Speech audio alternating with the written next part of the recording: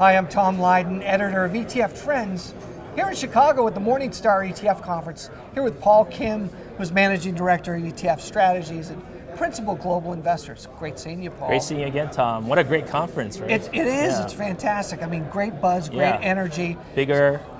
But speaking of great energy, Yes. you just launched a couple new ETFs that are kind of exciting. So tell us about it.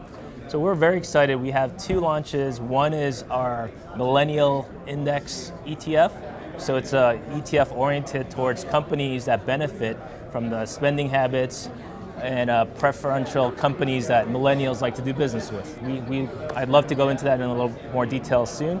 We also have another ETF called Healthcare Innovators Index ETF, ticker BTEC, BTEC. And this is really an efficient way to get exposure to really the engine of innovation in healthcare. What's driving the healthcare sort of cures for cancer of the world? It's these companies that are small, not profitable, there's a lot of them, but when they find that cure, or when they get progress towards that cure, some larger company buys them out and the entire healthcare system benefits. That's it, that's the whole idea. Yeah. A lot of times, it's the smaller companies that are kind of behind the scenes that are making things happen. Yep. And if you can find out who they are, and through your research, for those companies that make up that index, you may be able to have a piece of that, right? Yep, that's the idea. All right, let's talk about Gen Y. Okay.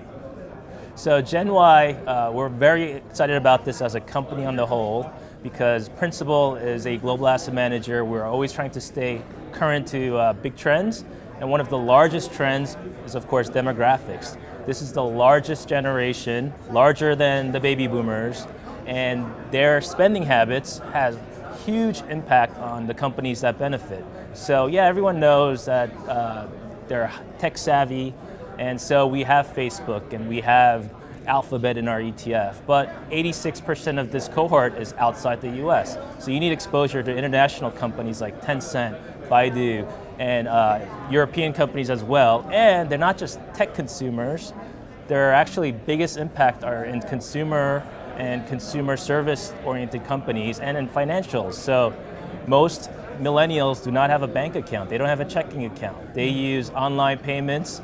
Discover Financial is a great idea and really plugged into their lifestyle. Home Depot, millennials are all in about do-it-yourself, so guess who benefits? These companies that provide tools to do it yourself.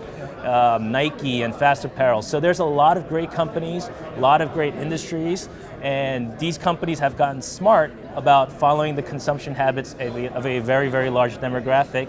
And as an investor, you don't have to be a millennial, you just have to buy into the idea that when people vote with their wallet, you want to be invested in the companies that benefit. And as that generation ages, guess what? They make more money, they spend more money, and they tend to have already established buying habits and preferences. Yes, and as their consumption habits change over time, you're going to have perhaps fewer technology companies and more financial companies, more wealth management companies, more real estate oriented companies. So this is an ETF that evolves with the demographic, and I think that's a powerful tool for an investor looking for a long-term investment. Brilliant.